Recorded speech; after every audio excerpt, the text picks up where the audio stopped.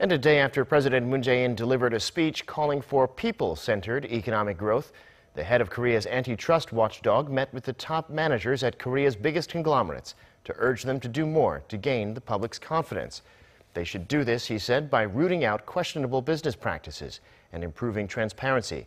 And they were given until the end of this year to achieve visible results. Kim Ji-yeon reports. Korea's antitrust watchdog chief says there's still a long way to go for the country's top conglomerates known as chaebols to achieve fair market competition and coexist with smaller companies. The chairman of the Fair Trade Commission, Kim Sang-jo, said this at a meeting on Thursday with management heads of 5 chaebols, the CFO of Korean tech giant Samsung Electronics, Sang-Hoon, Hyundai Motor's President Jung Jin-haeng, SK Telecom CEO Park Jung-ho, President of LG Corporation Ha Hyun-hwoi, and the head of Lotte Group's Management Innovation Division, Hwang Gak-kyu.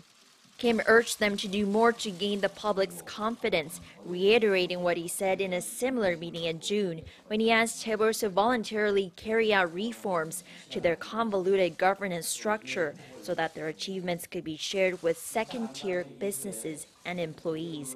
While saying he understands such changes take time, Kim pressured them to make tangible improvements, giving them until the end of this year as a preliminary deadline. The meaning of the deadline is to give a grace period for companies to voluntarily carry out reforms, as well as taking into consideration the start of the regular parliamentary session at the National Assembly, in which the FTC has to devise the policy direction and pace of the government's chaebol reforms. He also asked the management heads to make their decision-making process more transparent and warned that the watchdog may conduct an investigation into the profit system of some of the chaebols' holding companies, particularly on their loyalty and consulting payments, as well as the activities of non-profit organizations that they're funding. Kim also asked them to follow guidelines on corporate lobbying to root out corruptive acts and give penalties to employees that instigate conflict with their subcontractors. Kim Ji-yeon, Arirang News.